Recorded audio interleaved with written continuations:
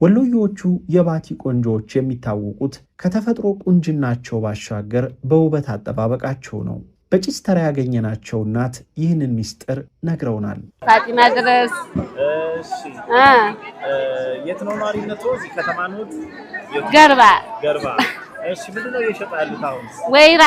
ወይራ መሰረጅ ሶርሳ ገንዶ የጭስ አይነቶች ናቸው። አይነቶች ናቸው።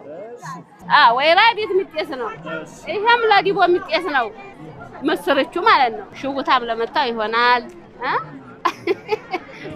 ይሄም ደግሞ ሶርሳው ደግዬ ነው።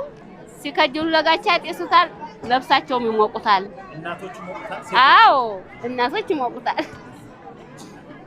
ይሄም ገንደው ደግሞ ወዲያጃ ሲሆን ይጤሳል።